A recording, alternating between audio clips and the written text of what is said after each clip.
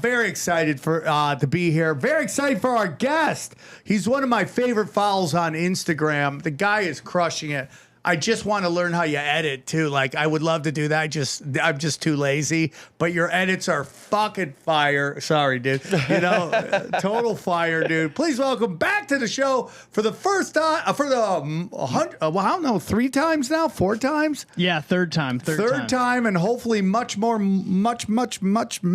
times. Izzy Griffin, how are you, buddy? I'm doing great, man. Thank you so much for having me back. It's always awesome. You guys are fucking legends, man. So I'm stoked. Yeah, I mean, I'm excited for you. You're doing so well. You got sunglasses on indoors. Your future's bright. Yeah, absolutely. It's these studio lights. No, you can't say anything about it.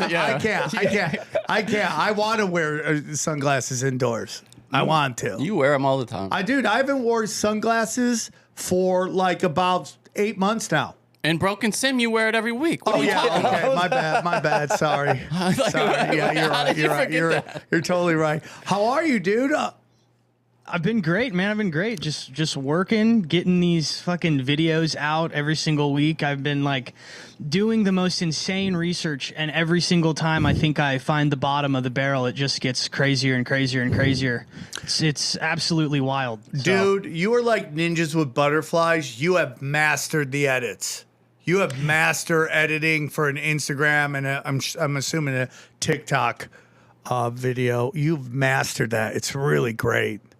Yeah, I work hard on it. I feel like you have to like have the videos be super punchy because everyone's attention span is being beaten to death by the algorithm. You know, TikTok doesn't like me that much. The Zoomers are pretty brutal. They fucking hate everything. But Instagram loves me, so that's my bread and butter right there. Well, you're a young man. You're good looking, dude. I mean, try being an old fat ass and try to get something going on Instagram. I have to knock it out of the park just to get 2,000 likes. And like you said, now try Twitter. Oh, no, TikTok. Now try TikTok. Yeah, I'm not even going to mess with it. It's so hard. It's just impossible to get traction. I am death on Twitter. You put me on your TikTok, you're in trouble. And the competition is only getting more fierce. Have you noticed now that it's just a good half of what comes across my feed on Instagram, like with the stories and TikTok, is AI generated fake news stories about like people getting saved out of caves and shit like that. And it's got footage now, fake footage that looks really good already. And they're getting millions of views. I guess YouTube's doing something about it. I guess they are now trying to clamp down on AI content. They're not going to monetize anything that has AI generated voices. How are they going to identify it though? That's my question. Well, now you got AI battling AIs. Yeah, that's really what it's going to be. Yeah, that's great. You're right. Right, that's where we're at. But why do they care? Because OnlyFans is going through this thing where real content creators are getting pushed out. Because the minute if you're a content creator on OnlyFans and the minute you say, I don't do that, you've lost to the AI. Yeah. That's just like, what do you want me to do? Where do you want me to do it? How do you want me to do it? My foot in my butthole? With what? Yeah. With what? I'll go. You know, so it's super. Izzy, for those who may not be familiar with you, can you tell us a little bit about yourself and where our listeners can find you? Yeah, obviously my name's Izzy Griffin. I have a super popular Instagram. It's just at Izzy Griffin. And then I have a podcast called Izzy's World that's on YouTube. But if you want like the real juice, that's over on my Patreon. So I do weekly breakdowns. They're usually about an hour long, 45 minutes to an hour, of really super in-depth conspiracy topics, usually in the music industry, and the occult as well. And everything I do, this is the difference between me and a lot of other like kind of conspiracy people. I source every single thing that I do. So I have source documents and I go so deep. I'm starting to lose my mind. I was up until 3 a.m. doing. Don't do it. Don't lose your mind. Night, so. You got to detach from it. Yeah, definitely. You got to understand that the purpose of what we do isn't to change anything. The purpose of this is from my point of view. The purpose is to know what they're doing so I don't fall for their tricks.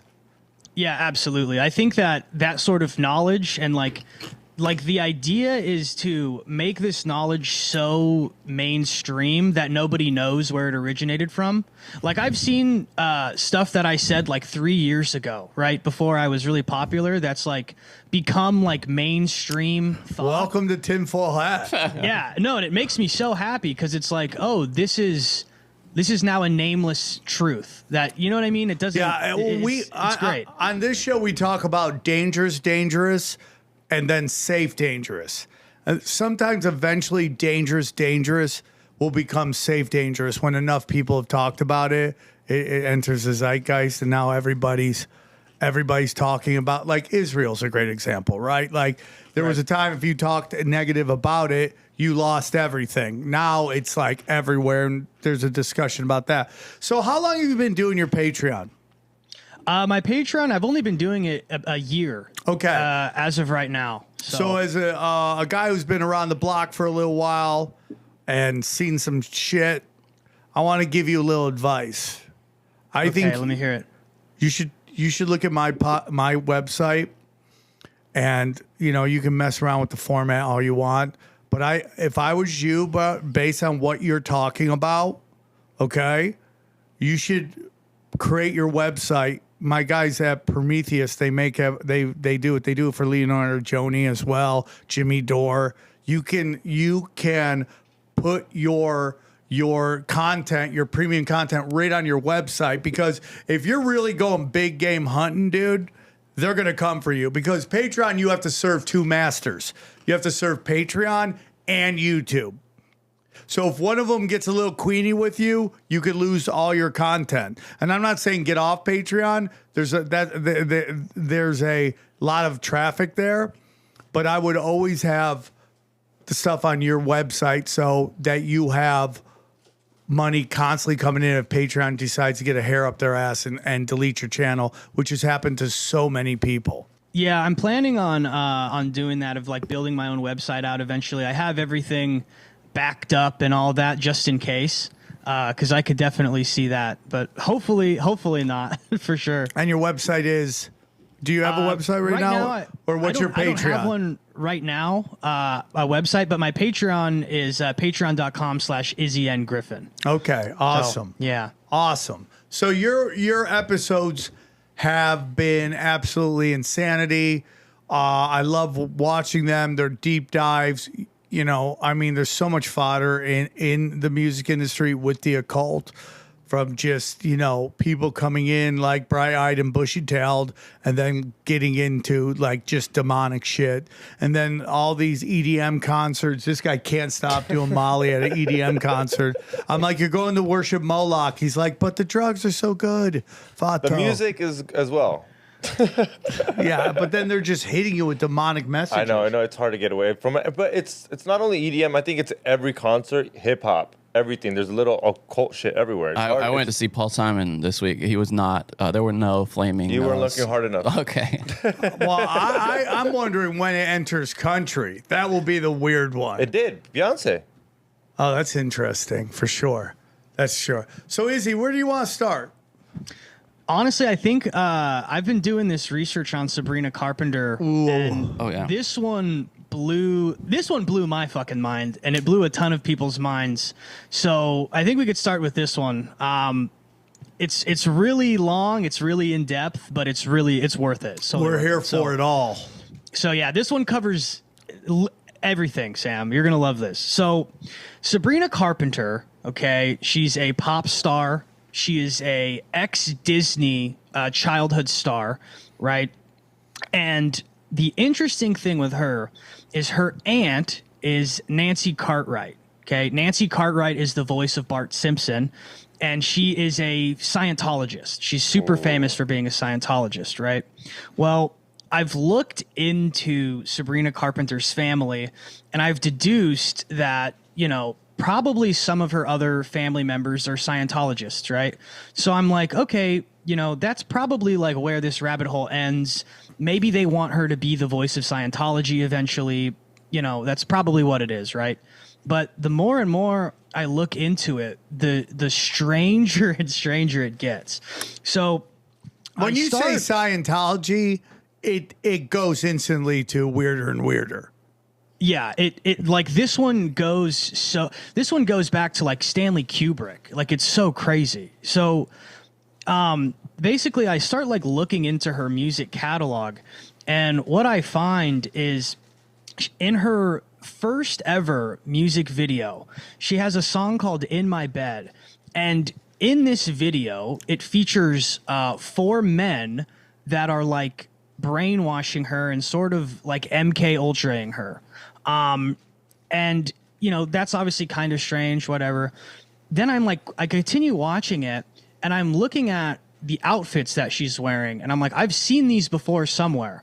So I keep digging, and I find out the outfits she's wearing are the same outfits that are in these paintings that were done by Kim Noble.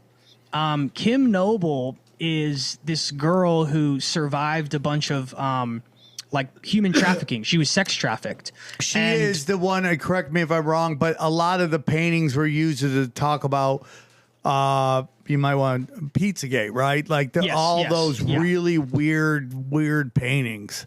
Yeah. Whoa, all the Pizzagate stuff. That's crazy. So she's wearing these clothes. The music video is mimicking her being MK Ultra'd, right? And I'm like, man, this is like just super fucking weird. So I keep digging. Then I look and I find her first acting roles are in Law and Order SVU, where she is the victim of a sex trafficking ring. Whoa! So I'm like, man, this is like really fucking weird. Like this is really bizarre. There's a lot more to this. So I keep digging, right? I find a photo of her wearing a shirt. It's a custom-made shirt. I couldn't find this shirt anywhere else on the internet. And the shirt says, "Awake, arise, or be forever fallen." So I look up this phrase. This phrase is the first quote that Lucifer says in Paradise Lost. So in Paradise Lost, you know, it details Lucifer getting cast out of heaven. And essentially, that's the sentence that he says to his legion. He says that to all of the other angels that have been cast out of heaven. Basically, like, what are you going to do? Are you going to continue to sulk, or are we going to rise up and, you know, essentially reign here on Earth? Holy shit, dude. So I'm like, this is like fucking crazy. So I'm like, okay. So I keep going. Her first ever album is titled Eyes Wide Open. And I'm like, okay, that's obviously reverential to Eyes Wide Shut. Yes. That's a super direct parallel. So I'm looking into it, and there's another music video, and it's shot in the Elks Lodge 99. Elks Lodge 99 is a fraternal order that had 6 U.S. presidents in it, including JFK.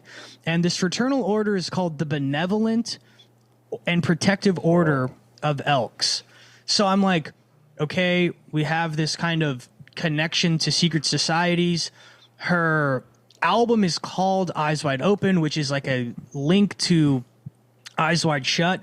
And I'm like, this is just like getting weirder and weirder and weirder, right? So it's going to seem like it kind of meanders a little bit, but it all comes together at the end. So just follow with me.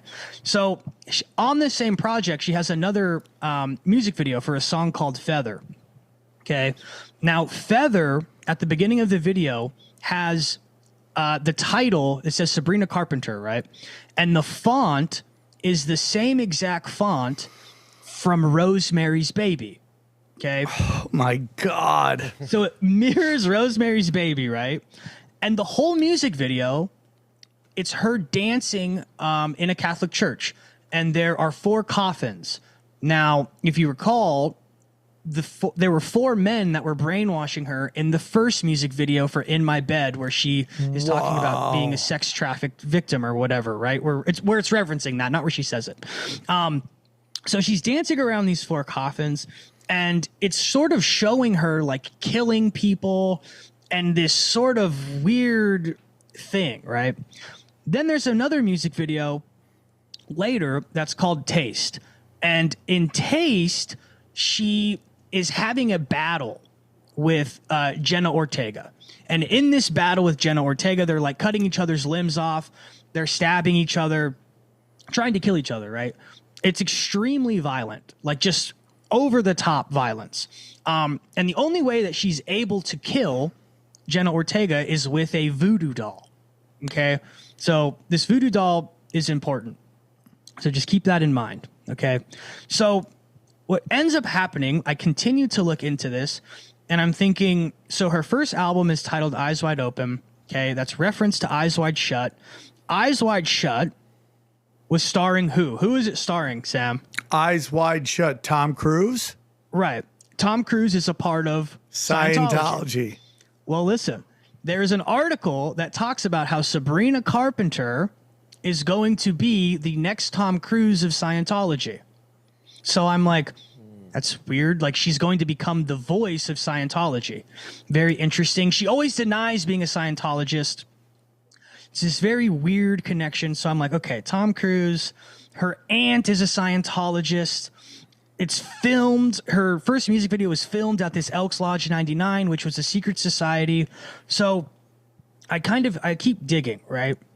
And then I pull up, there is the Joe Rogan interview where he sits down with Roger Avery and Quentin Tarantino. Yeah. Right? And in this interview, Roger Avery, he begins talking about Rosemary's Baby. And he's talking about how there's a bassinet that is in Rosemary's Baby and how this bassinet is the same one that's at the very end of Stanley Kubrick's Eyes Wide Shut. Okay? So he's talking about this and he talks about how we all know Kubrick is super intentional with his movies. 100%. Yeah, particularly Eyes Wide Shut. He's sort of trying to blow the whistle on this like human trafficking stuff, all this stuff, right? Well, at the very end of Eyes Wide Shut, Helena, who is the daughter of Tom Cruise's character, she walks over to this bassinet and she looks at it and she says, we could put Sabrina in here. And she's talking about this bassinet, right? And when she says this, she looks over and she references a giant like tower or like a display of Barbie dolls. Okay. These Barbie dolls are the 1996 Sugar Plum Fairy Barbie dolls. Okay. Mind you, the bassinet is the movie poster for Rosemary's Baby. Okay, so this bassinet is 100% reverential, right? Yes. So she references, these Barbie dolls, right? So she then picks one up, and hang on one second, sorry. Real quick, while you're looking up your notes. Yeah, And Scientology is interconnected with naval intelligence. I mean, people don't understand that. If you go, Sam, what do you think Scientology is? I think it's a giant government blackmailing mechanism. Yeah, I mean, L. Ron Hubbard was basically sent in to basically and get into Jack Parsons' rocket propulsion and satanic group, and that is where Scientology comes from, and that's why all of these Scientologists all have some weird kind of like hidden background that nobody wants to talk about. Tom Cruise, all these stories about like there's a very famous male escort that would talk about how Tom Cruise would hire him to make love to women in his room, and then he said Tom just watched him the whole time. That's a very famous story, allegedly. Oh, so he's a cuck?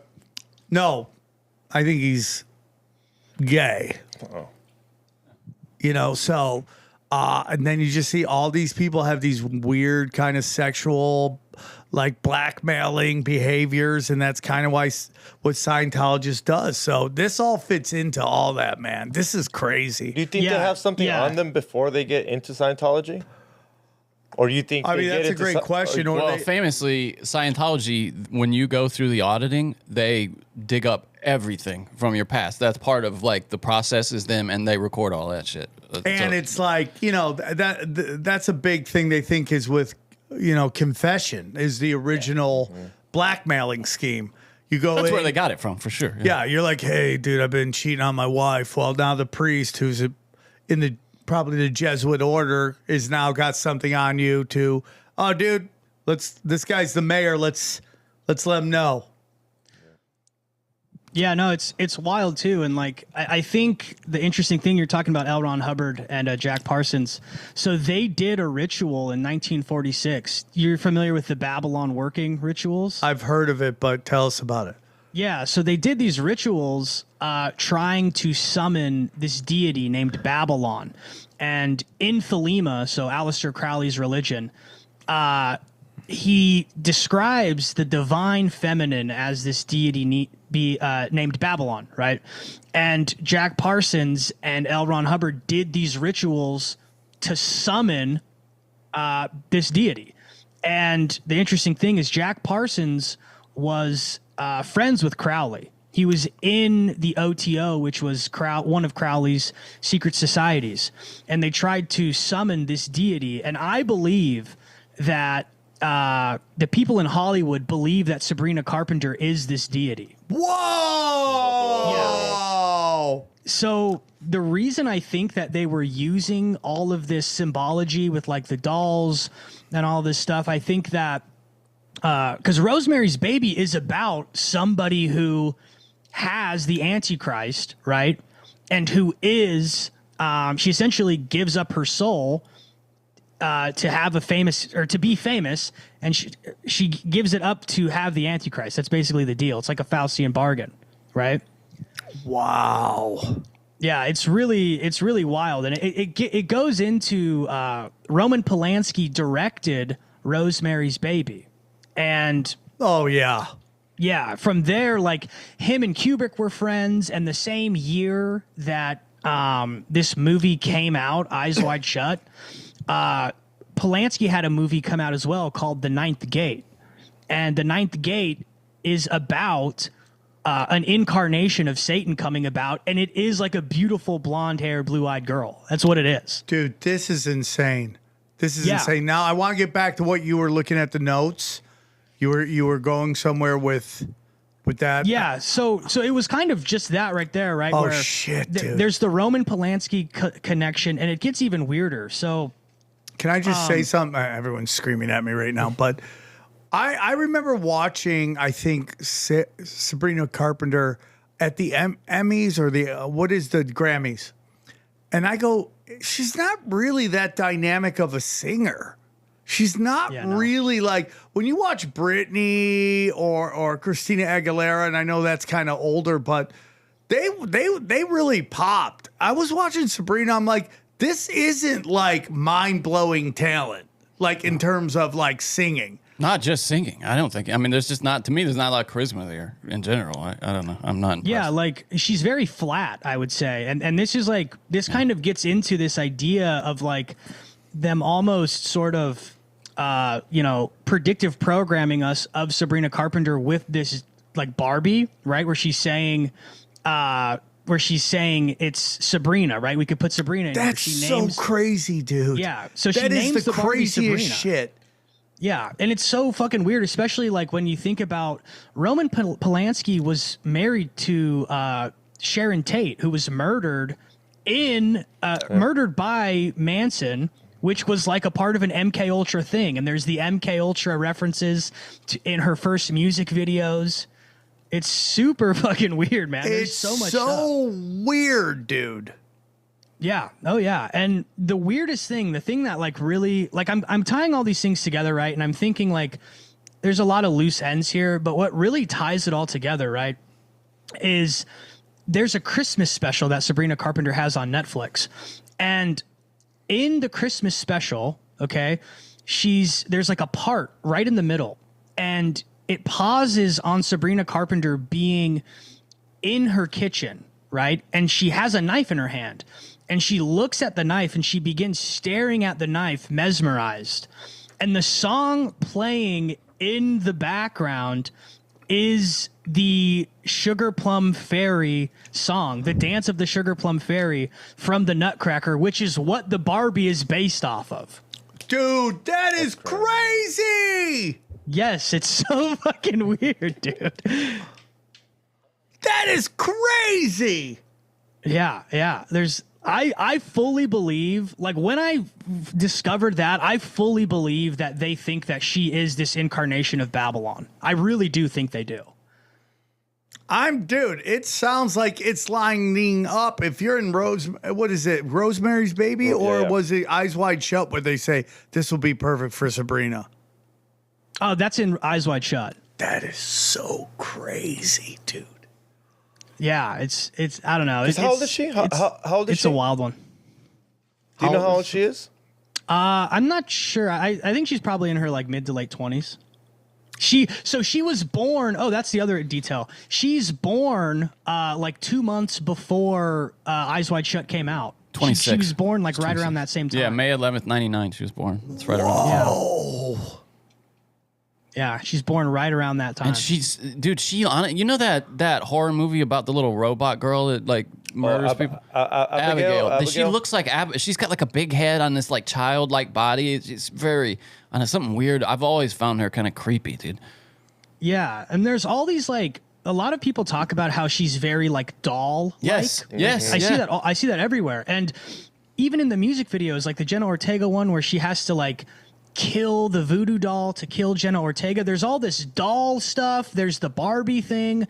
It's just so much symbolism. It's like, it's fucking wild, dude. I wonder if they think she's like this, like kind of, you know how they do like the MK Ultra dolls? They kind of talk about stuff like that. Yeah. That is crazy, dude.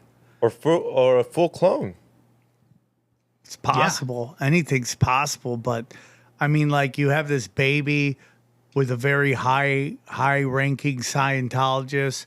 They're looking for, like, have you ever seen the video where there's just like this Indian kid just hanging out and all these crazy white people are just petting him because they think he's the incarnation of the guy's picture on the wall. And this kid's just like eating a banana and and they're just all these old hippies worshiping him. It's the craziest shit. Like being the Dalai Lama. I mean, I mean, that's it. Like somebody is just born at the right time in the right place, and they just fulfill this prophecy, and they just stick them in.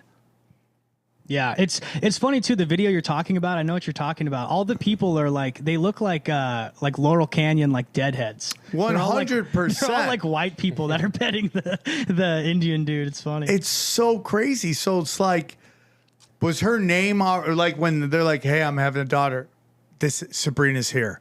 And that. Whoa. Yeah, I mean, that's kind of what happens in Rosemary's Baby. Like, that's kind of exactly what it is. It's like, the parallels are like super bizarre. But that one, I think that's the one where. And the baby bassinet, what's it called? The bassinet? Bassinet is in Rosemary's Baby. Then it's in Eyes Wide Shut, the same one? Yes, yeah. That is crazy. And if you don't, I mean, the baby is literally Satan in Rosemary's Baby, right? Like this hairy. They show a flash of it, like in a split second flash of the face, and it looks like Wolfman. I mean, it's really creepy. It's horror. That's a scary movie to me still, even now.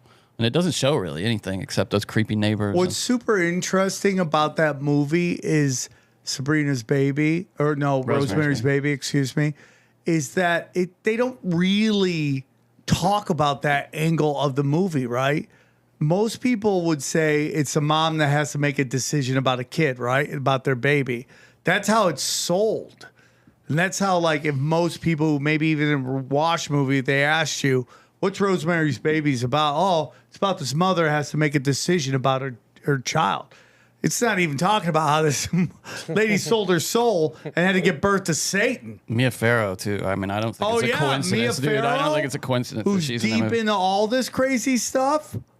Yeah, well, and the thing is, too, that's interesting is, like, it ties back in, too, because right before Helena, the daughter, in Eyes Wide Shut says this, where she says, like, I could put Sabrina in here, it flashes to the two men who end up taking her at the end of the movie. So that ties back into the first music videos from her album Eyes Wide Open, where she's being like mind controlled by those four people, right?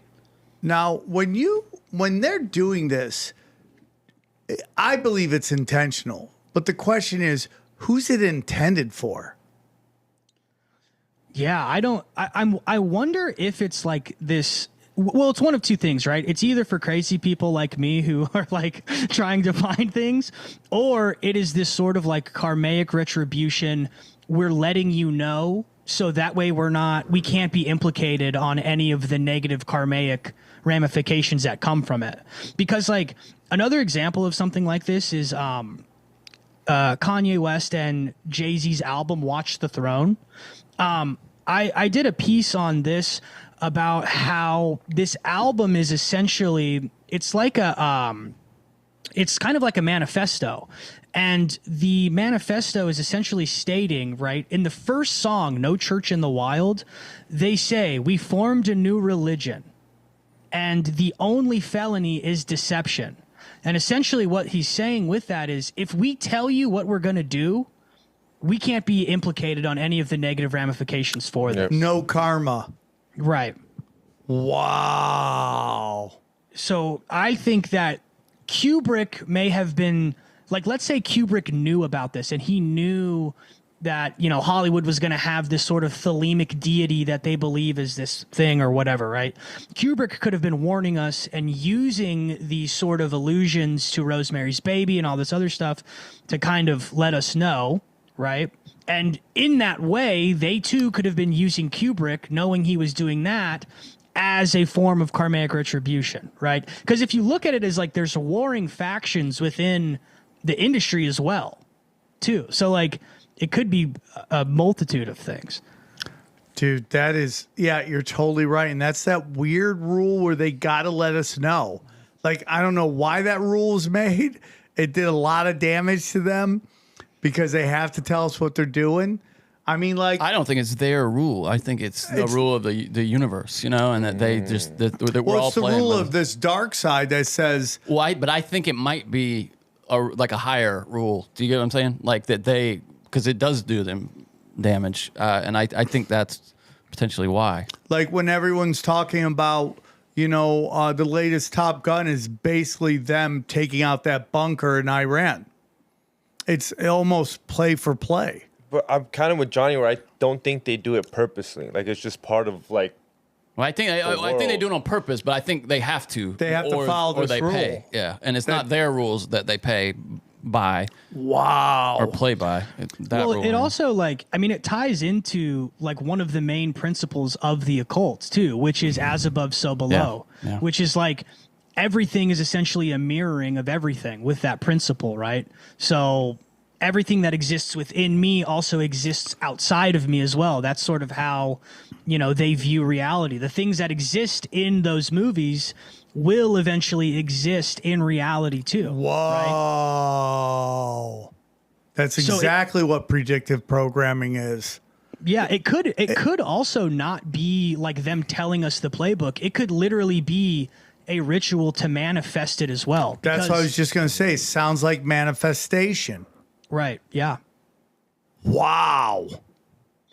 Yeah, and like you see this once you start seeing it, especially in the music industry, you just see it everywhere in entertainment, and it's like you have to really start to, you know, like compartmentalize the way you start viewing things, because you could be like, you can go down some deep rabbit holes, like I just showed you. No, that shit is fire, dude, and that is totally lining up.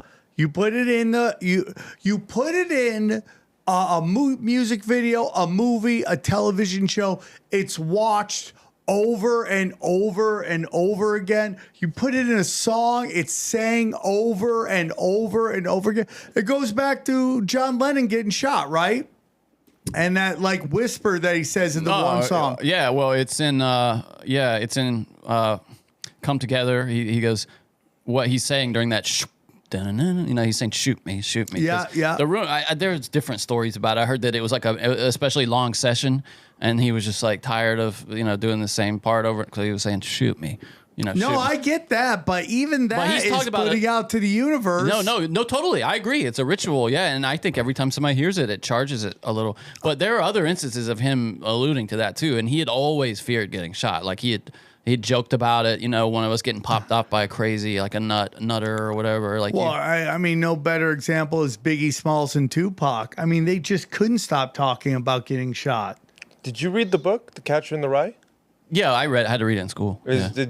When I first started reading it, I expected way more. Yeah, I expected way more. I was like, you think it's a book that triggers certain people? I think it does. Yeah. I think that's its whole purpose is to And that's why they put it in Manchurian schools? Candidate that shit. And I mean, again, we get into everything that we've been talking about is like, you know, about like their ability to put radio signals in your head. And if they get the right person, I mean, like everything is about timing. It's like a truth bomb drops about what the elites are doing. Next day, some tragedy happens and we all move on.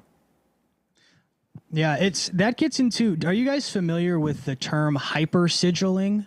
Oh no, let's hear this. Yeah, okay, you guys will love this. This is directly tied into what we're talking about. So, a hyper sigil, right? So, a sigil is a symbol. It's a magical symbol, right? So, like this Y is this is like a clothing brand, right? That I've made, and this Y represents truth, right? So that sigil means something.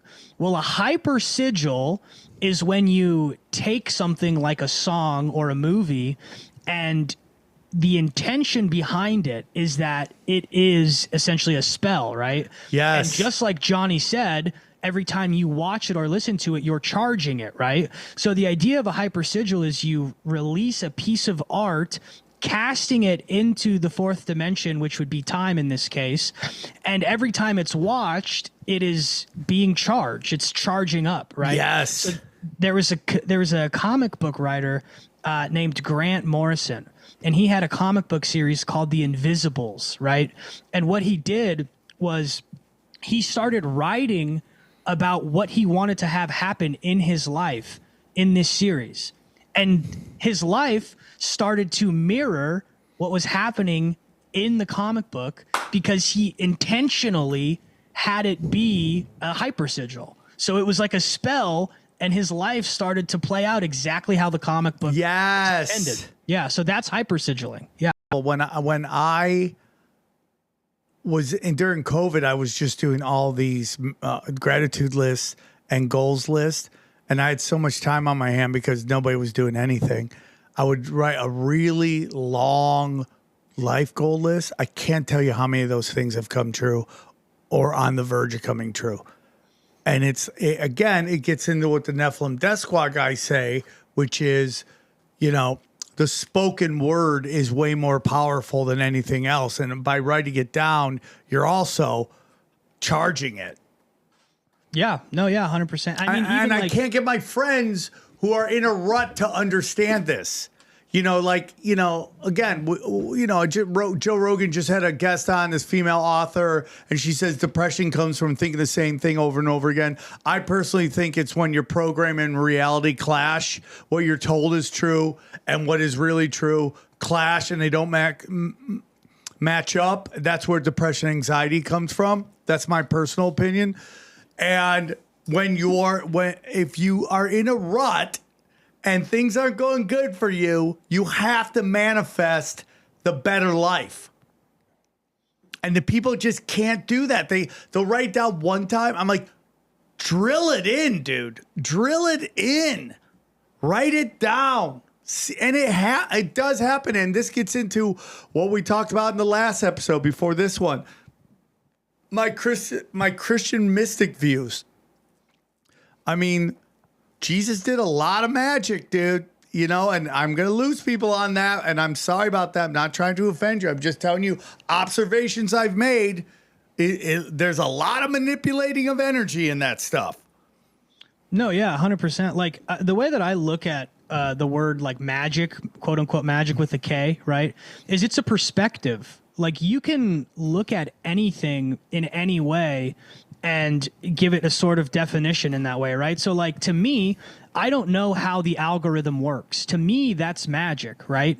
Like that's a magic thing. So I don't think it's a far-fetched thing to say that like Jesus did magic at all. Like I think it's a way of defining something that we can't understand, you know? Can I say though? No, I think some people who come from Christianity, especially traditional Christianity, are resistant to that because there are some verses that kind of warn against that. Like I just pulled them up here, Matthew 6:7. But when ye pray, use not vain repetitions as the heathen do, for they think that they shall be heard for their much speaking. So these ideas of repeating things over, you know what I mean? Like that. I think that's why I always heard that you kind of weren't supposed to do that. I get that. I do get that, but it just seems to work. Here's one in Ecclesiastes. Be not rash with thy mouth, and let not thine heart be hasty to utter anything before God.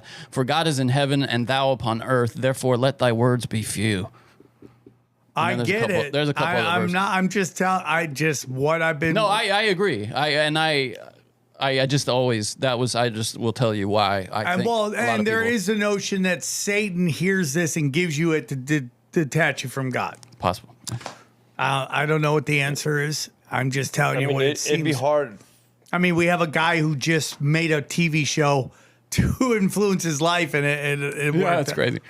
It is crazy, dude. Yeah, it's super wild. I think that's like Johnny, to kind of piggyback off what you're saying. I think a lot of that then becomes intentional, right? Like if you're trying to Yes. do something nefarious, like manifest, a demonic deity, that's like bad, you know. But if you're trying to like do something good, like informing people or something, you know, you have like a good intention behind it. That's like a lot of like the I don't know. To get back to Sabrina Carpenter, part of me thinks that it is possible, you know, and again, you talk about the warring factions within the occult, 100% true. And you can go into the warring factions within Hollywood. I don't know what the Jews and the relationship between the Scientologists is. I always said, you know, if you want to make it in Hollywood, you join one of a couple groups. One is the Jews, the other one's the Scientologists. AA seems to have a lot of powerful, you know, some people in AA get some stuff going. And I forget what the last one was. There was one more, and I forget what it was because this is from a long time ago. A group with juice in Hollywood? What? A group with juice and hot, like heat and like can get you heat in Hollywood? Is that what you're Yeah, saying? like if you join these certain groups. What else would it be? Oh, Maybe. Oh, gay. Yeah, like if you're into the gay I was mafia. about to say you can't join. You kind of have to be gay. No, you can join. Bro, I am telling you this. They like that better. They love Guys, that. Dude. listen to me, and I'm dead serious. Watch female comics come out as lesbians, suddenly lesbians or bisexuals, and watch their careers explode. It happens all the time. And female comics are allowed to say things that male comics aren't allowed to say. They can do literal phone sex in their act. And I'm not judging, and whatever the crowd wants you to do, have a good time. This is not an anti-dirty female comic rant. But I've watched women, female comics, make giant announcements about being either lesbian or gay, and their careers explode. And it's happened multiple times. I'm not going to get into who they are, but multiple times. Okay? So these are very powerful sects. And I'm sure there's some gay Jews out there, some Scientologist gays, some alcoholic Scientologists. The most powerful people, yeah. You know? But going back to Sabrina Carpenter, I wonder if they're kind of like saying, because forever we've been told this a long time, that Beyonce is the powerful witch. She's the powerful witch.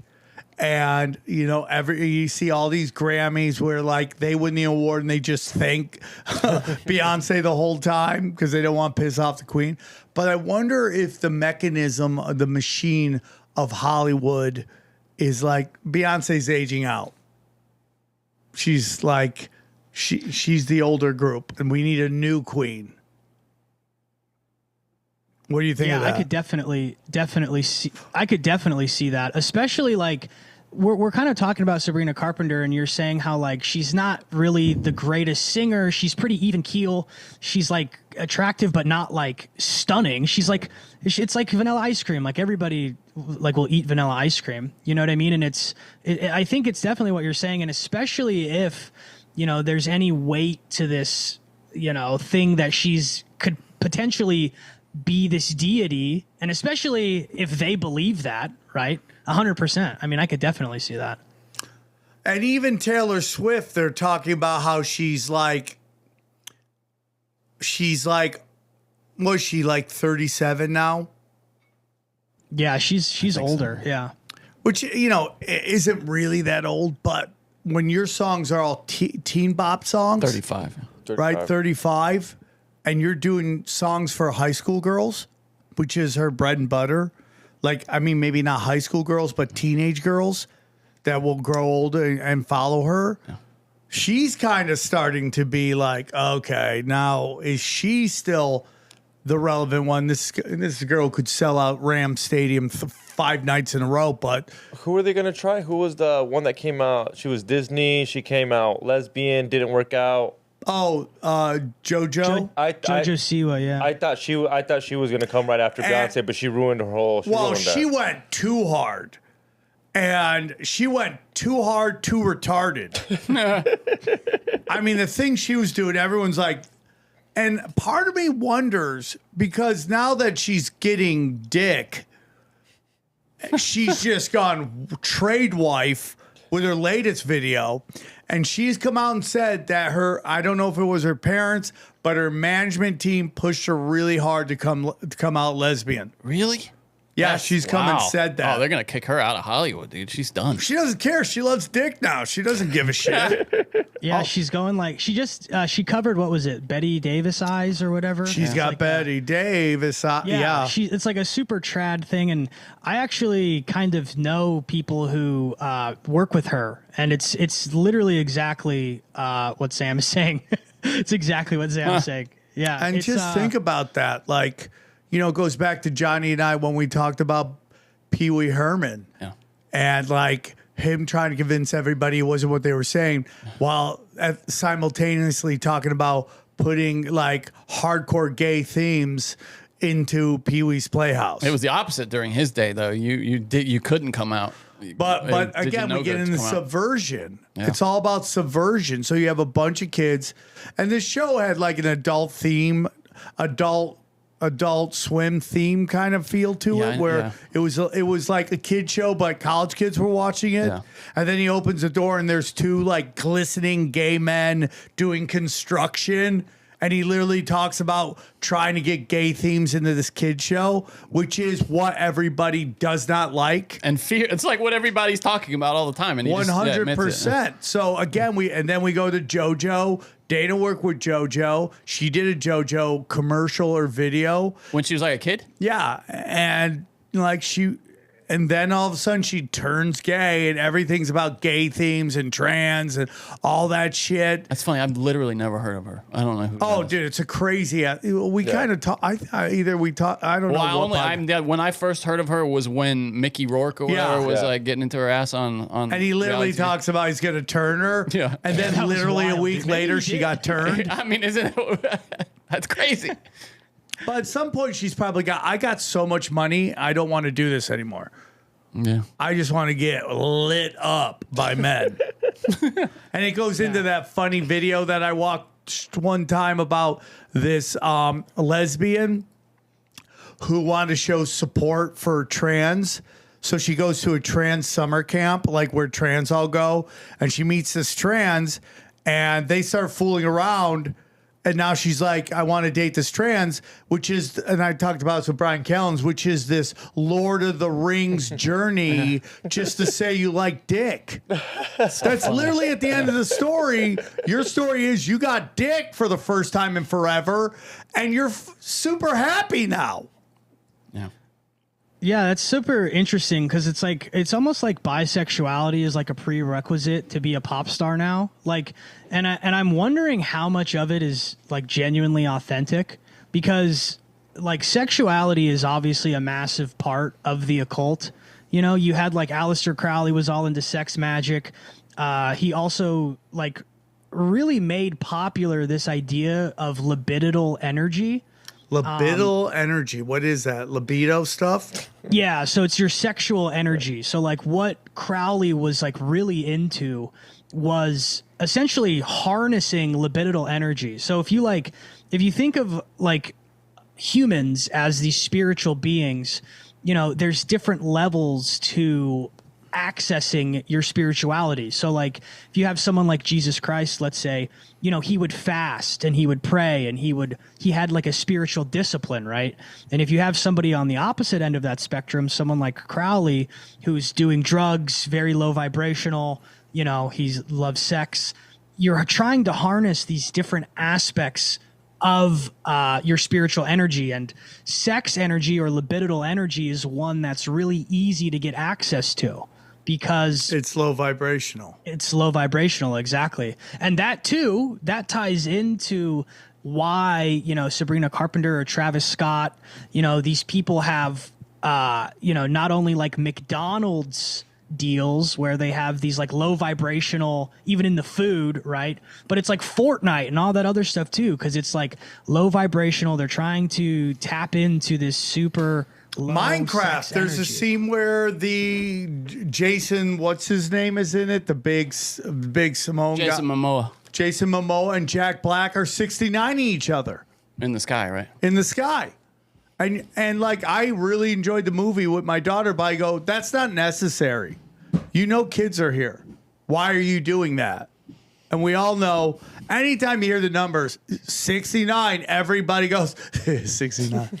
Right? 69. Yeah, Sam barely has a Yeah. password that doesn't have 69 in it. It's like, But Well, that too is like a Crowley Thelema thing. Like, because the reason that they're trying to get to the kids is because, and Sam, you're familiar with like the Aeon of Horus stuff with Crowley, right? yes. Yeah. So the Aeon of Horus, Crowley created his own mythology, right? And each one of these deities, right? So we have Babylon, we have the Aeon of Horus. They have their own, you know, symbology and their own archetypal characters or deities associated with them. The Aeon of Horus, the deity associated with that is the crowned child. And the point of the Aeon of Horus is that the energy that is supposed to be surrounding the world is childlike energy. So that is why it's always like about the kids, and they're doing the jokes for the kids, and Sabrina Carpenter is flirting with 16-year-olds, and Yeah. they're harnessing that libidinal energy to try to dispense it outwards, right? Like to put it out in the world, this child Aeon of Horus energy. It's really bizarre. And if you corrupt them early, it does immense damage to them for a very long time. Right. Yeah. There's obvious trauma, and then there's subversion trauma. And, like I talk about it all the time, the introduction to pornography in my life very early on did immense damage to me. Immense damage. And now imagine what it's doing to kids now. And now we had to find it. Now it's on the phone. dude, I remember waiting like 10 minutes for a photo of Kathy Ireland to come up in a bikini. I mean, now you can get anything you can think of now. And it's gotten to the point where like pornography is so prevalent that women now think that is actually what they want to do. It's crazy. Yeah. Yeah, it's like normal sex is becoming porn sex. It's like flipping, you know? Yeah, and then this really like full contact crazy extreme sex is now more and more Oh, the Gen Zers, normalized. dude. When I first moved to LA, I heard like really young girls, like 17, talking on the aisle across from me in Target. I don't even want to repeat, like some of the filthy, it was like 3 or 4 of them, just the filthiest stuff. And I was like, damn, these things are different. Things have changed. What do you do? Like, let's say you have a kid, you give him a phone, and you go on his phone for the first time, you catch him on Pornhub. What do you tell him? Tell him, don't go too deep. stop. Like, where do you? I mean, I know. How do you handle that? don't let situation? them have a phone for a What you start. have to tell them is like, this is dark energy. Yeah. This is not reality. This is dark, dark energy. And what you're watching in those videos are traumatized people. It starts though with parenting, right? Like, don't let your kid unsupervised on a computer. It's almost impossible, Johnny. You gotta try it. You gotta try. And it's so like, it's I can't get into it because then I just personalize it. But it's like, it's so hard, dude. But you can already imagine it. Like you said, hide it from your kid. Okay, your kid goes to the park. One of those kids has a phone. Hey, you want to see this? I've never seen it. You just gotta like Sam said. You gotta let them know it's bad energy from the beginning. It's not real. It's not, and it's just going to lead to people having an inability to bond. But it's all subversion. That's why they want to get them early. That's why they want drag queens reading to children, because it introduces data that they're not ready for. And we've said before on this show, kindergarten's meant for A, B, C's, D's, 1, 2, 3s. It's cross-dressers and drag queens are and trans are advanced algebra. You know what else? They're not ready for that data. You know what else I find weird? I mean, I don't know. You're a lot older, but a lot of my I'm younger, in the room. Like a lot of my younger homies are eating honey packs. And I'm like, you're too young to be taking honey packs. Like, it still works. What is that? Little, basically Blue Chew, but they sell them at the liquor store. It's basically just Viagra. The honey packs. I don't know if you've seen them. Oh my God. You've heard about them, right? Sam's like, where I do know you what you're get talking these? about. No, but I like, and it's in the it's young. like when I see a kid at Starbucks, I'm like, why I was are hard you here? all the time when I was there. Dude, That's I'm what I hard mean. now. I get hard now. Yeah, I know, truly. Dude, we were talking to the Punisher problem. on Broken Sim. Yeah. He's got a robo dick now. He's like, they got it like robotic. The guy we talked to the guy from the Diddy trial, the Punisher, and he did. So I think I didn't want to say this, but he was talking about how he did a penis pump, and that's damages your dick, the penis pump. So I bet he like overdid it, in his younger years. With the Yeah, penis I pump. mean, he's got to be on call all the time. Now he's just got like a button he on can push, call. and it goes. Zoop. Yep. It's crazy. It's crazy, dude. That's sad. Well, I mean, He was a great guy though. No, it was He's a so great funny. interview. Yeah. If you can interview him, he's so much fun. How'd you guys get him? His Just publicist reached out to reached Sam, out. man. We're Nice. important people. So yeah, I mean this is all subversion, dude. This is what it's all about. And again, you bring up great points. If you say it enough, it manifests. A great example, Howard Stern. I'm the king of all media. He just kept saying it. Yeah. And then they're like, and the king of all media, Howard Stern. And it's just like, now he's the king of all media. He just made up a title, and now we all attribute it to him. And everyone gets mad when I say #1 podcast in the world, guys. #1 podcast in the world, guys. It's gonna happen. Yeah. That's crazy shit. What else do you got? You got anything else? Man, I have so much stuff. The Diddy stuff is super interesting right now Okay. too. Him getting off is in more ways than one, right? Is pretty crazy. Like I don't know. It's interesting how like Kanye West was right about all of it. Like, cause a couple years ago, Ye said that he was a Fed, right? And everything that's happening is just kind of proving that to be the case. It's very interesting. Yeah, Like, he is an yeah. interesting guy. Because it's like, okay, you're saying he's a Fed, but then you're saying release him, and then you're trying to show up to his trial. They won't let you in. And it's just like he doesn't let you know if he's coming or going. Oh, dude, and he has to go now. He has to go to Slovakia to even play a concert. Like, Have it's you crazy. seen his new concert? He Yeah, you basically sent it to me. takes the whole middle of the field, and everyone sits in the stand, and he's just, Just running him, yeah, around. in the middle of nothing. He just played Hitler for 75,000 people, And they all sang and it. they all loved it. What was Japan? They Yeah. were part Nazis. Oh, well, dude, they were worse than the Nazis.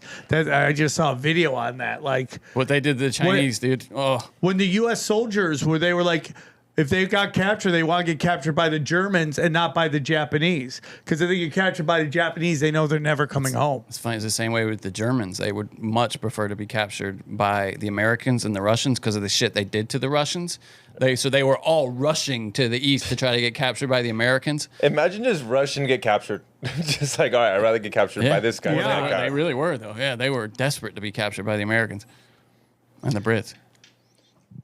Yeah, it's all wild. It's super wild. I think a lot of the reason Ye was kind of coming to the defense of P. Diddy is because of like the reason that I personally think that the whole sort of like public humiliation of, trying to convict P. Diddy, it was like a racial thing because he sued that liquor company, right? Ciroc, yeah. It all went back to Ciroc, yeah. Yeah, so I think that Ye coming to his defense is more of a like civil rights, we're both, black kind of a thing. We're both black billionaires in a white world. Yeah. It's so hard on us. Look at my white wife's tits.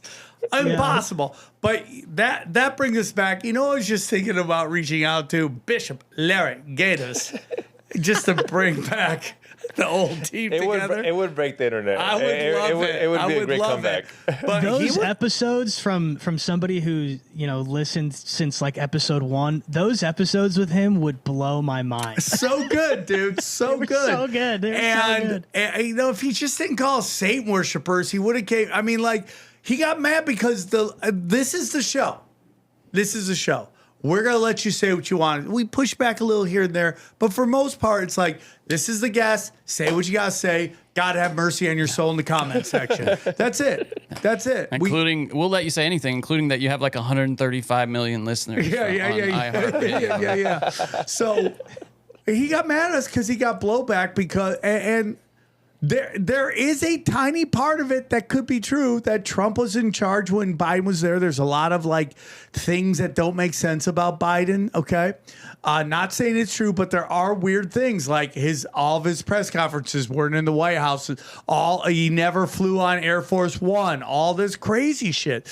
But he was talking about that's why Kobe got taken out because he was suing the pharmaceutical companies. I remember that. Yeah. And I think there's truth to that. It's again, Kobe, you were a shark. You were a great white on the basketball court.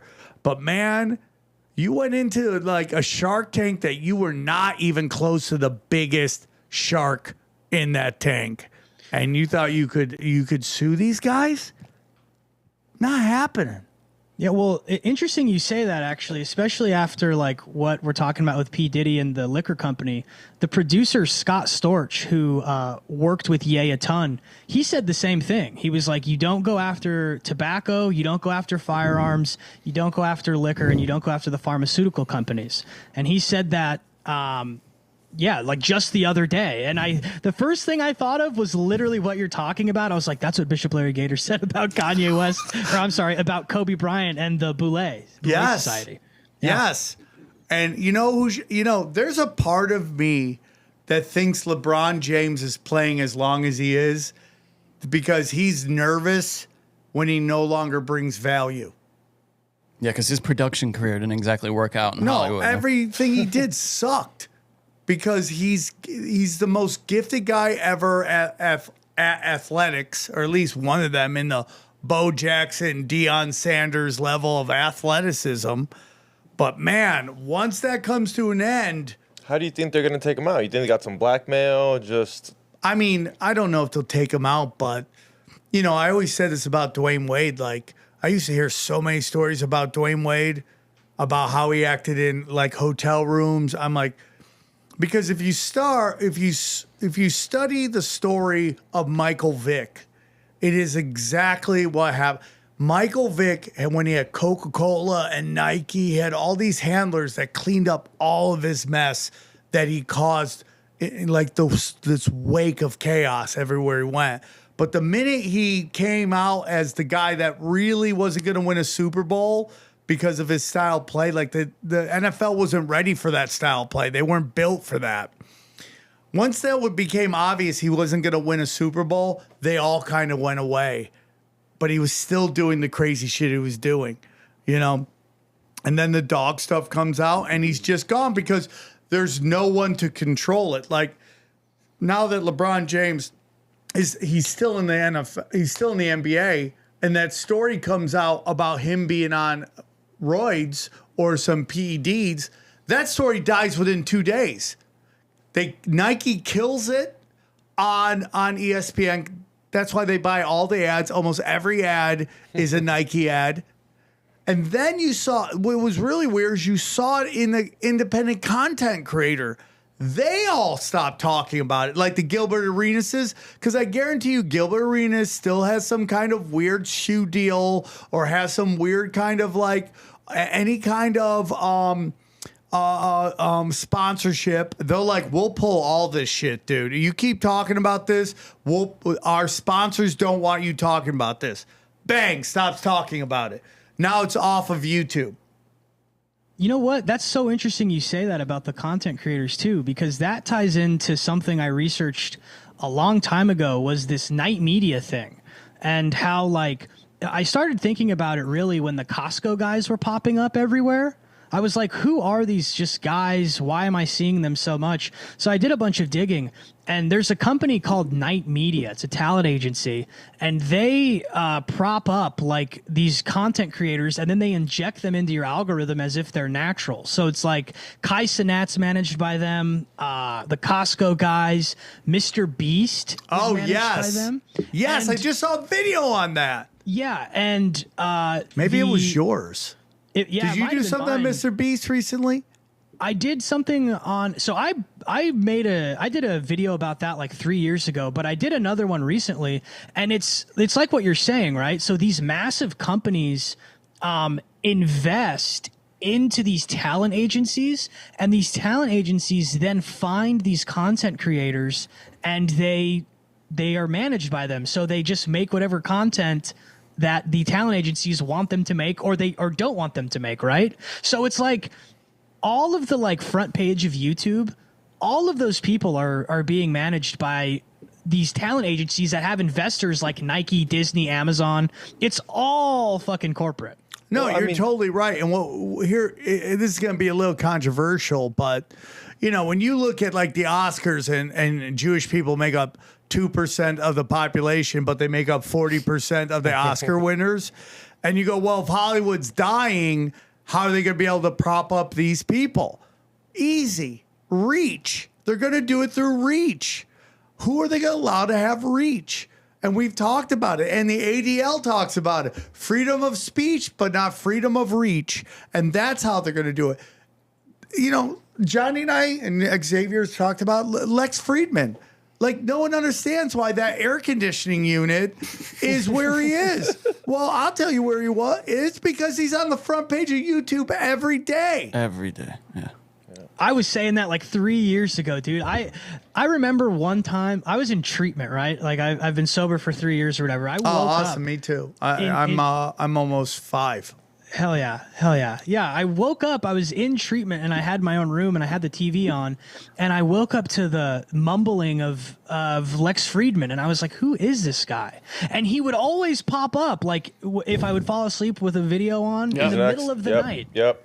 And it's like, who is he? And then come to find out, all the stuff of him at MIT was like fake. He was like a teacher's aide or something. Huh. He's not this like big professor. It's he's from you're right. He's from some other college, and he did one class at MIT. He does whatever he does. You do for free, then they give you a degree, and then you can just say you're from MIT, but he's not from MIT. He's from some other college his dad went to. Isn't they wrote code for Facebook? Isn't that his big claim to fame? Yeah. Elon Musk had his back or something. I think he reviewed. Of course, they're all nerd dork autistic fucking weirdos.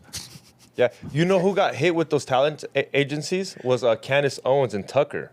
I guess Candace was paying $5,000 to any influencer that would send them the email of like people telling her to start a smear campaign after she went after the Jews, and she got an email for $5,000. And it was just a smear campaign telling her to go after her, Candace Owens. 100%. You see that right now with the Epstein stuff, right? Charlie Kirk, D'Souza saying almost the exact same thing. It's time to move on. It's not that important. You're like, what? What are you saying to us? Oh, you got marching orders. When Ben Shapiro, Charlie Kirk, and D'Souza all are on the same side of the Israeli war, and now are like, we got to move on. And like, I mean, Ben Shapiro must be at home crying with his little mouse voice. I'm gonna lose everybody, you know. But it's just like, hey, dude, when you take that money, when you sell your soul to that, and like again, like Ben Shapiro's numbers are like a fraction of what they used to be, because he's so on the wrong side of everything right now. He made his bones just like Charlie Kirk did. Curb stomping blue-haired 20-year-old progressives, which is like the Glass Joe of debating. Okay, like really easy shit. And now that like the issue has changed and he's on the wrong, he's losing everybody because he's not authentic. That's what we're talking about. When we're talking about vibrations, authenticity. Well, he's also authentically a Zionist. And as long as that issue doesn't come up, he seems like kind of a normal guy. But then you see how truly extreme his views are with respect to Zionism. No, but what about his new thing entirely. where he's like, listen, guys, nobody should be retiring at 65. Yeah, I saw that. Like, what? Why would you say that out loud? If I didn't work hard my whole life like you, yeah, then maybe I would want to not retire at 60. If I had a cushy job, dude, just talking to the camera about Zionism every week and how much, the Israelis are the heroes of the world, then yeah, I'd probably keep going. That's not too hard. It's absolutely ridiculous. If I just spent my whole life breaking my back in a factory or something, yeah, I'm out at 65, dude. I earned it. He sucks. And going back to the P. Diddy trial, like this whole thing is demoralization, dude.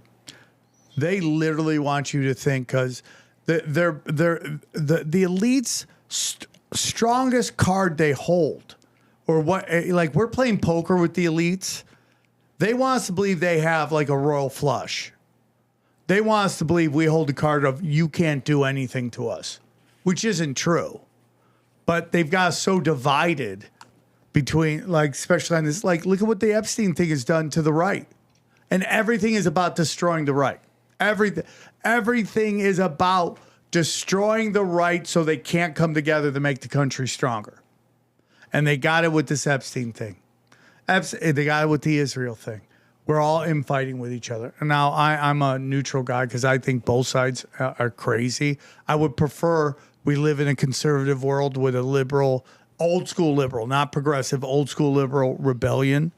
But they got us fighting. And no one's going to come together, whether it's Israel or whether it's Epstein, which is kind of the same thing. They destroy, and P. Diddy getting off, sending in Comey's daughter, who is just there to throw the fight. I mean, even the Punisher yesterday said the prosecution was asking the dumbest questions. Yeah, it's 100%. I think it's definitely that Diddy basically stepped out of line, and he's a part of this big machination, this big machine. And as soon as he acted with a little bit of like agency, they were like, "Yeah, watch what happens when you do that." Because it reminds me of like what happened with Michael Jackson too. Like with the Michael Jackson thing, he owned so much of Sony. Right. And he owned Hey Jude. He owned a ton of the Beatles catalog. He owned Eminem's catalog. Right. Like when Eminem made that song where he was like making fun of MJ owned that song when it came out. No, he went and he bought it because he was like kind of like pissed off that Eminem was making money off of him. So now every time you perform it, there's money in my pocket, which is he already owned it previously. Oh, he didn't even buy it after. He owned it. Yeah, he owned his catalog entirely before he even did it. So, like, it's the same thing because then Michael Jackson started calling whatever his name is, Tony something. He started calling him the devil, and he started acting with, like, agency, saying how corrupt Sony was. And then, a couple months later, that's when the pedophile stuff came out. Yeah, and he wrote a song about crying for Palestine. And then, like, a couple months later, the pedo stuff comes out. Yeah. Now, again, we can have a discussion on whether the pedo stuff was real or not. I tell the story all the time. Dana did some videos for him and went to his green room and he had Tiger Beat magazine everywhere. Totally normal for an adult man. Yeah. I mean, we love to be like, oh, dude, he got framed. Oh, he had kids sleeping in his bed. Did you see that video that just some guys did, like these sketch guys, where it's in this popular format now where you're like the publicist for this guy about to do an interview and they're behind the scenes like, and it's just Michael Jackson trying to get through an interview without saying something super creepy. And then he finally gets to like, Yeah, I mean, I've had kids in my bed. I've had many children in my bed. What's the big deal? I love children. I mean, and the guys are just behind the scene like, no, my God, Yeah. we're almost there. Yeah. Yeah. That's weird, dude. That's weird. Sometimes, I mean, like, I think Michael Jackson, I mean, just think about how big Michael Jackson was, and the elites were able to take him down. Like, there was an argument he's the most famous person on planet Earth. Yeah. And they took him down. Do you think if that happened today with the internet, it would have gone down the same way? Or do you think a lot of people, well, depending, obviously, if he is framed. That's a great question. I mean, like Xavier Guerrero with a great question out of nowhere, and it is, if they make this statement about Michael Jackson and the internet pushes back, does it still move the way they thought it would? What are they pushing back on? That's my question. Well, so like, I didn't know What there if was. they say there's no real evidence? There really wasn't, because the FBI did search for a really long time. I mean, other than Let's just if say if you say those two guys accusing him, are liars or whatever, okay, I guess. But I mean, dude, there could have been a pushback, and the internet does work, in my humble opinion, like that. What Sam said, Sam said, I didn't know that there was Thank a Palestine song made by Michael Jackson right before the They pedal wouldn't thing. put it out. Yeah, and if with now the internet would have been like, well, what a coincidence! Look what he did before, and everyone would be like, okay, he's being set up. But here's the thing: there'd be way more footage now of Michael Jackson saying weird shit. Yeah. And if he did do it, we would have footage of it. That's true. You know what I mean? He All would of have his dug weird himself moments. deeper. Yeah. He would have been If on we had island. another 15 years of Michael Jackson, who knew what weird shit he would have said by Isn't then? it weird that he's not on the list? I don't know if he was. That's interesting. But real quick, so you bring up Michael Jackson. He goes off reservation. So if they blow you up and then you try to go off reservation, they hate that shit. If they blow you up, they want to make all the money for your entire career. Yeah, 100%. And that's what, like, I mean, what I think that they do personally is they have people, right? And they like people who have these sort of precarious hobbies, right? Like P. Diddy's a freak, Michael Jackson does whatever Michael Jackson does. The same thing with kind of like Bill Cosby, right? Like Bill Cosby, obviously did all of the horrible things that he did, but he went off reservation too because he tried to buy NBC in 1993. Dude, Michael Jackson, Prince, right? Prince, you remember I'm a Symbol Now? Yeah, Prince is another one, yeah. And the weirdest one that people may not agree with, but Louis C.K. Louis C.K. was like the industry darling. He was writing movies. He's writing TV shows. He's doing all this. Suddenly now he wants to produce all of his own stuff on his own, where he's keeping all the money. And then suddenly that old story comes out, and he's totally kneecapped. Yep. I mean, yeah. You might know about this. I'm not too much in the music industry, but wasn't he about to buy all his contract was about to be up. They weren't happy about it because he was about to buy all his record labels, and then that's when the whole pedal thing comes out. They let Kendrick run with it. Because why would you let your cash cow be called a pedophile? Unless you want him to. There's something possibly to that, but Drake is a weirdo. But that's the thing is, they know Drake's wild. Yeah, but they know that people are weirdos as it is, so that's why they let them go up. Because when they want to bring them back down, they're like, "Oh, look, we have this from you." Well, I mean, dude, it goes back to what he's saying about Scientology and what Johnny said. They learn every little bit of dirt on you. So that's what they do. The Drake Kendrick stuff was interesting because like it was Universal Music, right? And they were playing both sides because both of them are both signed to Universal. So Universal is getting all of the, contributions from both sides. They loved the fighting. And I personally, I look at everything when it comes to the music industry. There's the business industry side of it, and then there is an underpinning and an esoteric occult side of it. So I believe that UMG loved the fighting because they were making money from both sides.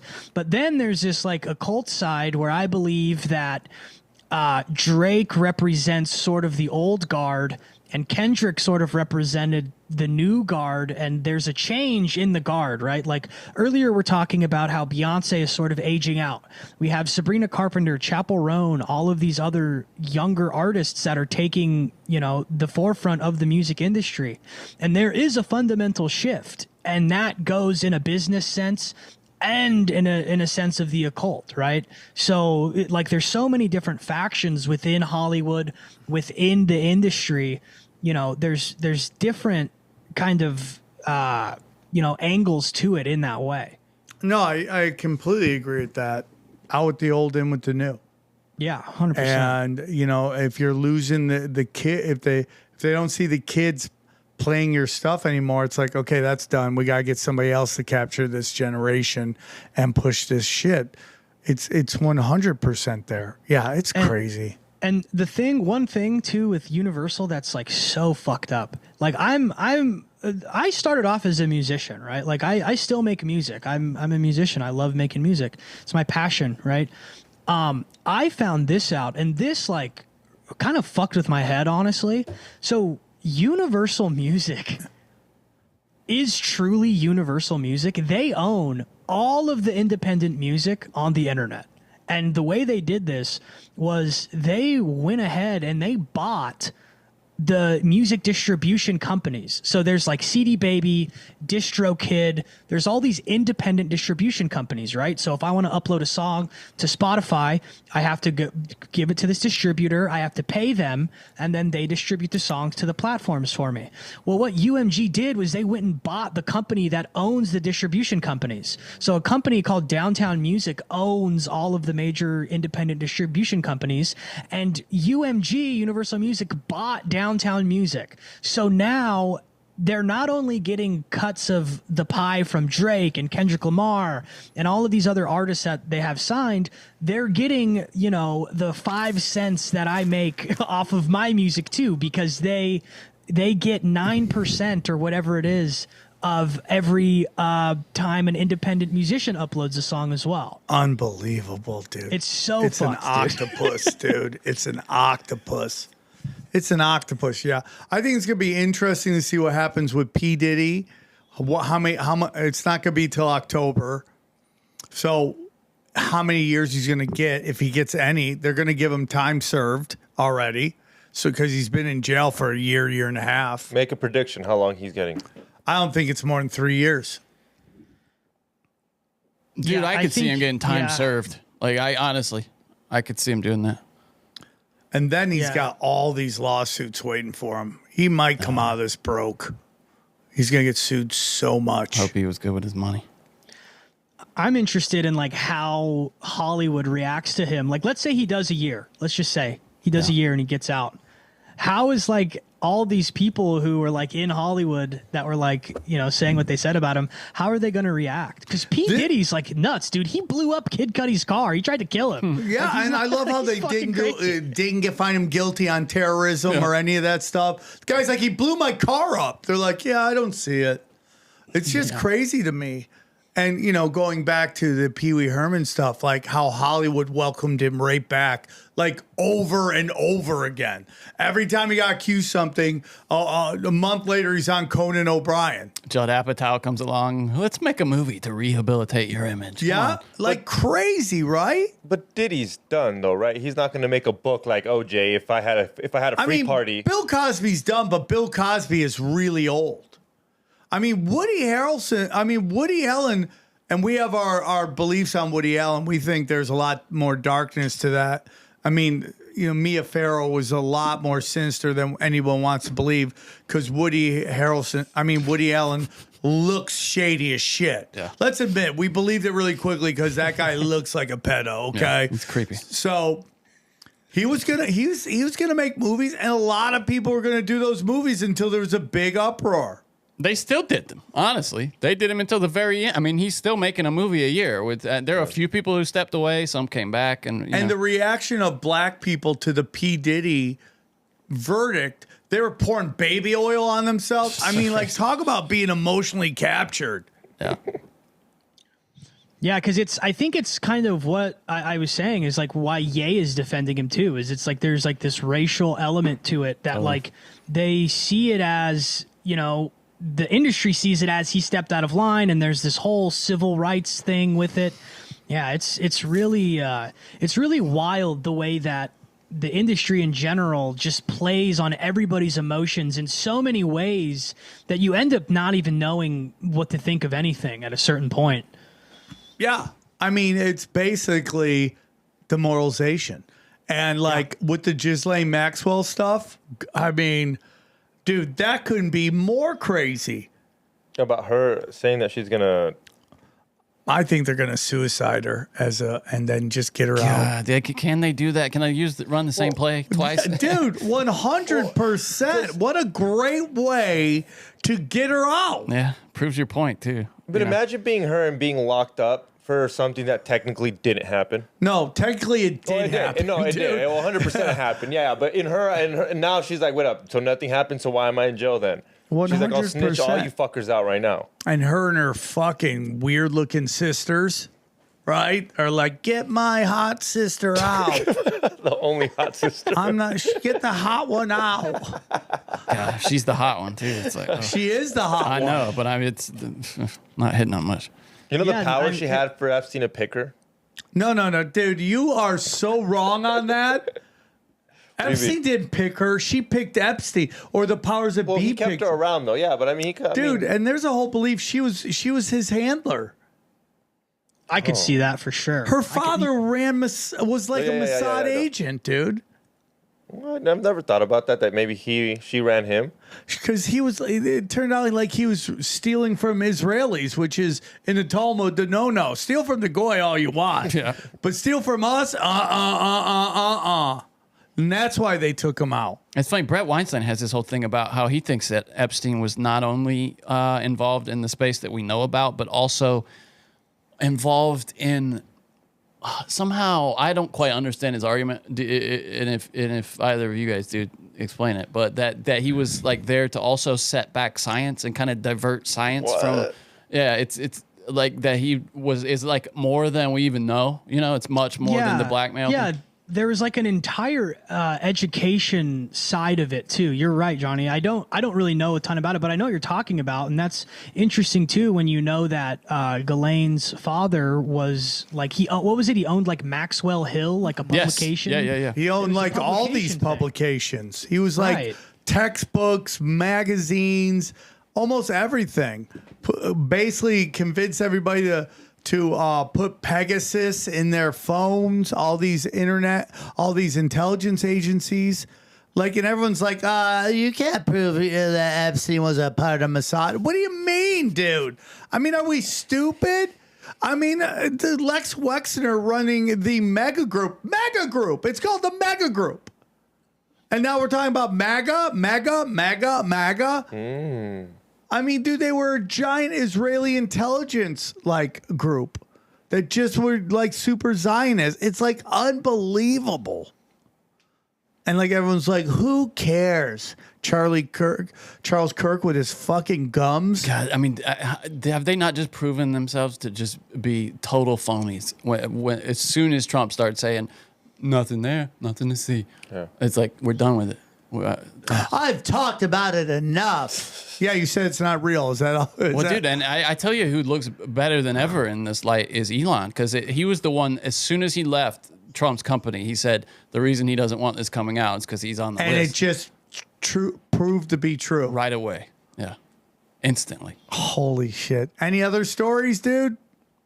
If not, we had a great show. I just didn't know if you had anything else. If not, this has been awesome. You know what? I do have something I'm working on right now that this video should be coming out this week and kind of like next week. I have this thing I've been working on for like the last like 3 or 4 months. And essentially I have found, and I can't say who it is yet, but I have found there's a new, like, Aleister Crowley that is about right now. And that is helping some of the most influential people literally on the planet and in the entertainment industry particularly to like do like ritual magic, and it's fucking crazy. God, So really? I can, yes, yeah, no, like We know who he is? I know who he is, yeah, and I'm gonna be. Is he known though? Is it he or she known? Known enough that if, like, I said it and explained it, people would be like, "Oh wow." So yeah, like. It's not somebody, it's not Marina Abramovich, it's not Michelle Lamy, it's not like Jay-Z, it's not someone like that, but it is somebody who has ties to Rick Rubin, and it's really fucking crazy. So I could kind of tell, I'll tell you about a good amount of it. So, so have you ever seen an interview with Rick Rubin where they like ask him like, what is it you do? Right. And he never really has an answer. Yeah, totally. That is interesting. He's always like, they're like I was watching one with Anderson Cooper, right? I'm editing this big, huge video, and Anderson Cooper's like, what is it you do? And he's like, I don't know. I have confidence. And he's like, can you play instruments? He's like, no, I can't play instruments. I don't know how to work a soundboard. He says he has taste is his thing. He says he has taste, right? So he came out with this book, okay? Creative Act, A Way of Being. I have this book. I've read the book. Yeah. And I have painstakingly gone through videos, and I have taken the books that are in the background of Rick Rubin interviews and found the books in his library are occultic books, right? They're books on the occult. And his entire book, A Creative Act, A Way of Being, is literally just recycled occult teachings. So it's not like one or two things, okay? I've broken down, the book is 7 different occult teachings from various different occultists, right? And I have even like read a page of one of the occult books. One of them is called Magic Black and White by a guy named Franz Hartmann, okay? Another one is a book called With the Adepts by Franz Hartmann as well. And Franz Hartmann has really influenced Rick Rubin. Well, Franz Hartmann, okay, was friends with Helena Blavatsky, okay? Whoa. And Franz Hartmann ran the Theosophical Society with this German guy, and they were the guys who basically revitalized something called Wotanism. Wotanism is the sort of like, I guess I'll call it like the architecture of like the Nazi occultism. That's like what it is. So all of those teachings are all in Rick Rubin's book, and I break all of it down, and it's super fucking crazy what Rick Rubin is doing. So Rick Rubin, he talks about in this book, he basically says like, what you want to do is you want to empty yourself out, okay? And you want to channel energy and channel the Platonic realm of forms and channel the universe into you, and then you put that out, and that's what gets you good art. That's what this book is about. It's about his aesthetic philosophy on how to create good art, right? And the whole thing is literally just occult teaching. It has Hermeticism, it has Kabbalah, it has alchemy, it has the Tao, it has Eastern mysticism. It's fucking crazy. It's so crazy. And you're saying that there's someone behind him? Yes. Is this new Aleister Crowley? And how old is this new Aleister Crowley? Very young. Like young. Wait, like, it's not that sweet. It's not a Swedish guy, right? No. Oh, okay. No. All right. Is it American? Yeah, it's American. And here's the one thing. So like I'm doing this video on it, and I don't want people to think that this guy's like some evil, because I've spoken to this person, and they're very nice, and they're like fucking brilliant, super brilliant. They've actually, like, oddly enough, like given me advice on how to like. I had a really bad stalker, like really, really bad. Yeah, I saw those videos. Yeah, and he gave me advice on how to navigate that. That actually worked really well. But the person behind it, it's so interesting. Like Do you think that by putting out this video that you're doing on him, it's going to cause some problems between you and him? I don't think so, because I'm really attacking it. Not attacking it. I shouldn't say that. I'm making it from like I'm explaining it, because I think the thing with Crowley is like, you know, I obviously have a negative view of him. He was crazy. He was a drug addict. He was kind of a monster, really. But the thing is he was really into the occult, obviously. And this person is super into the occult, but I don't see any of the evil, weird, bad shit with this person. Okay. You know what I mean? It's simply like their religion or their way of being or whatever. And right? what did he tell you to do? I don't want to make you uncomfortable if he told you what to do with the stalker.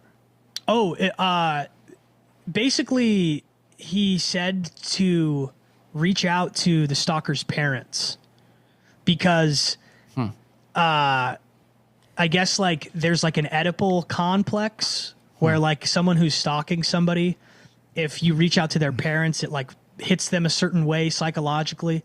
Because a lot of like what I discovered about what Rick Rubin does, right? So like Rick Rubin has this system of how to create good art, and he explains it. And what I have done is I've like taken my study of this Crowley-esque figure, and I've taken my study of Rick Rubin, right? And what I've done is I found what it is that makes art good, right? And it's something you highlighted and you said very quickly in the episode when you said authenticity, right? And I was like pointing, because that is what Rick Rubin is trying to get to with this esoteric writing, is underneath, right? Like psychology, right? So we have like if you think of an iceberg, right? At the top you have consciousness, then you have the water, under the water you have like unconsciousness, right? Well, Carl Jung really influenced Rick Rubin and influenced this new kind of figure. And in this sort of unconscious realm, there is what Jung calls the collective unconscious. And this is like the collective, the group. So like it would be, you know, the things that make us the way we are unconsciously due to our cultural upbringings, right? So, you know, I was raised in Southern California. I'm a white dude, blah, blah, blah. I have these, you know, collective unconscious thoughts. Well, what I've done is I've read all their stuff and taken it a step further. And what Rick Rubin is trying to do is he's trying to animate something underneath that, which is called the archetypes. And the archetypes are essentially like what tarot is, like tarot cards and all that stuff, right? You have like the hero, the fool, the hermit. He's trying to activate those using esotericism and inject that into the music. And because those things are the sort of spiritual underpinnings to what make us what we are. Dude, right? I am so into what you're saying right now. And I've been talking about this.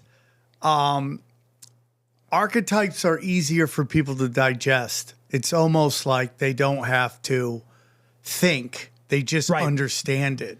And even to the point where I say, like with actors, it's like you don't have to learn acting, just learn to be a stereotype almost, right? Like 100%. An instantly understood archetype or stereotype.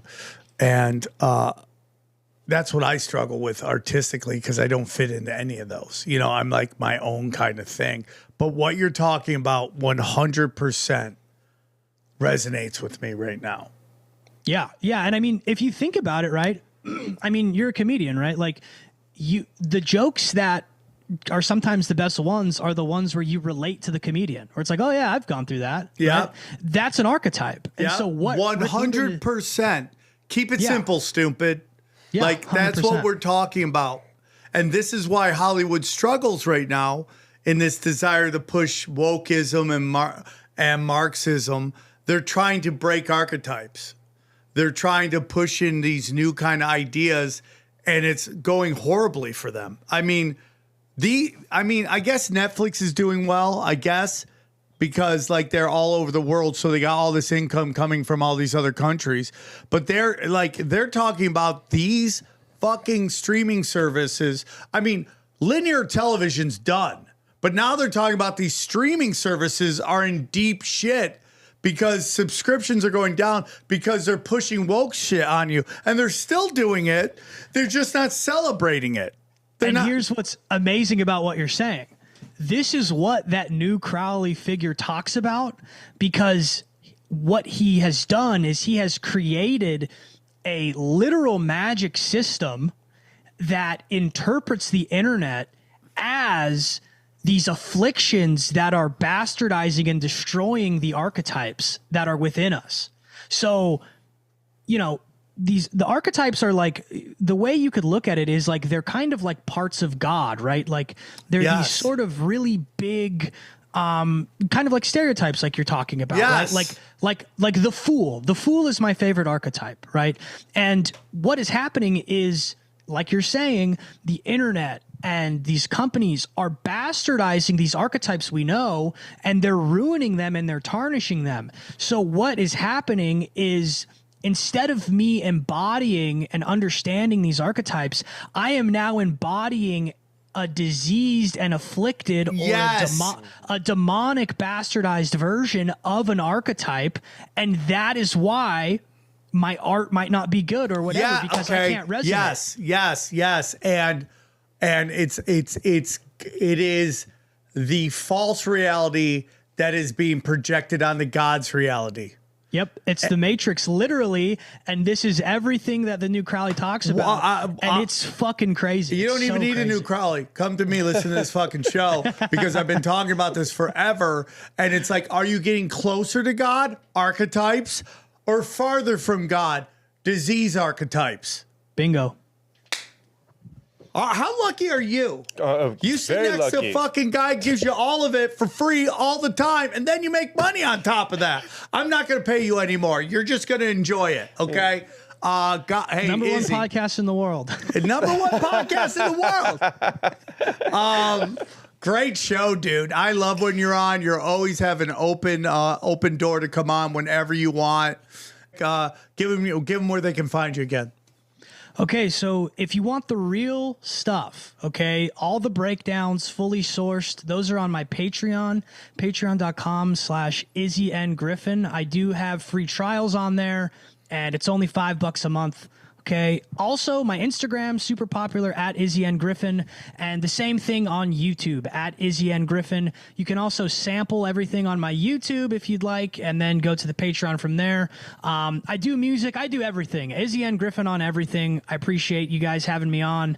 You guys fucking rule. Seriously. You're a 5-tool player, bro. You're a 5-tool player. I fucking love it. I love watching you blow up, and it's fucking great. And you have an open door to come on anytime. Let's break down the episode. All right, what do you guys think? We had deep down the music rabbit hole. I loved it. You loved it because we talked about Sabrina Carpenter. Well, I loved it because, like, I'm all into that. Like, the hidden hand. Me too. Yeah. And, you know, it's like, again, I always say that the biggest proof of God is darkness. Because we live in a binary yin and yang world. For there to be darkness, there must be light. I really do believe that. You know, you brought up the John Lennon thing there too. I was looking them up. There were a bunch of other premonitions he had. Like this is on video and a couple documentaries about him. He's in bed reading the mail, and he gets a letter, and it says, "I have interpreted a message from beyond the grave." The source was Brian Epstein. The Beatles' former manager, is dead, and says that there will be an attempt on your life. Now it gets the time wrong, and then, you know, they kind of joke it off like that. Yeah. And then Lennon's got all these quotes about, I always felt I'd be popped off by some loony. It could happen anytime. I'm not afraid of dying. I just don't want to be there when it happens. He tells a little joke there. He says, what the hell was it? In his last interview, he was talking about kind of in like this kind of poignant way about his life. You know, you could tell it was like he felt like he was at the end of something. It's really strange. He called himself a marked man a few times. He said he went to a palm reader and they had a really bad sense about something happening to him one time. He says he used to joke all the time, I'm not about to get myself shot. So yeah, that he knew, man. He knew. It's so creepy. How'd it happen again? He just got shot. He basically was coming back from a studio and he got out of the car and the guy hit him. David Chapman. But then there's also a lot, like, if you read this book called The Murder of John Lennon or Killing John Lennon, I got to get the name right, but, they talk about, like, there's so much going on with Chapman. Weird trips around the world that nobody knows how he paid for, the YMCA, their connections to the CIA. And then it wasn't even talked about in this book, but they're discussing, like, the door guy at his hotel was CIA. There's all this other stuff that was all around him. And the notion is that, okay, this guy's a huge thing. Why are you allowing people to hang out with him, hang out front when he's going to go into his apartment? Yeah, it's funny. And he had the opportunity to get more security, but he never wanted to, even with those threats. And he signed Double Fantasy. That was the album that just come out in 1980, his comeback album, which was a good album. I think it didn't get reviewed well at the time. After he died, everybody kind of updated. I love it. They updated their reviews. Yeah, it's funny how that works. But he signed Double Fantasy for Chapman, then left, and then came back, and Chapman blew him away. He got down in a combat stance and said, "Mr. Lennon," and then just shot him. A combat stand had hollow point. Kneeled down. Yeah, hollow point bullets. Bullets that he got from this guy they think they thought he was having a gay relationship with in, like, the Georgia area. And they're like, why'd you give him hollow tip? And he's like, he said he was scared in New York. You're like, what are you fucking... Those are cop killers, you fucking idiot. So, and then just like, he's like telling chicks to hang out to watch what's about to happen. Like he's about to pull pussy. It's like, but if you go into it, it's the hidden hand of art. It's like, I always said this, if people knew how much the game was rigged in Hollywood, I'm not saying that there aren't people that make it that aren't connected. They do, but it's like way, way more than, it's way more trust fund kids than people realize. But anyways, go to samtripoli.com, check out some of the dates. We'll get back to this discussion in 2 seconds. Premium content is on fire. This LIBOR scandal is nuts. Whatever this is one of the best shows you'll ever see on the internet. I'm putting up 3 episodes a week. It's crushing. I love doing it. I love doing shows for you guys. And then talk about the Cash Daddies Patreon. Oh, how he's killing it. Damn.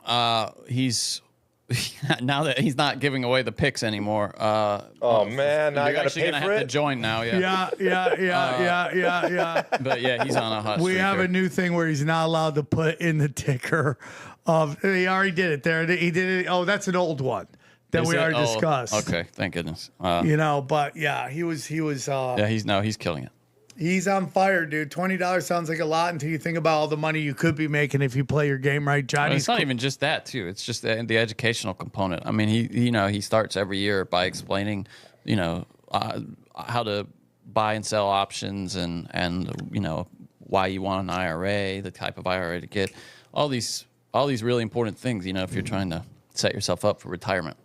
We have a couple of new T-shirts coming. I'll tell you about that later on. But T-shirts are a great way to support the show. Go up.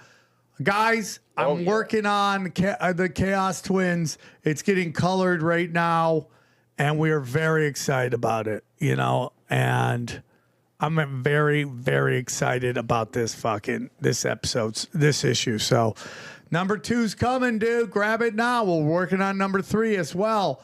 All of our affiliates, Rife Technology, dude, there's nobody better than Matt Rife. And, he's got this machine that could center your energy, and it's great for you.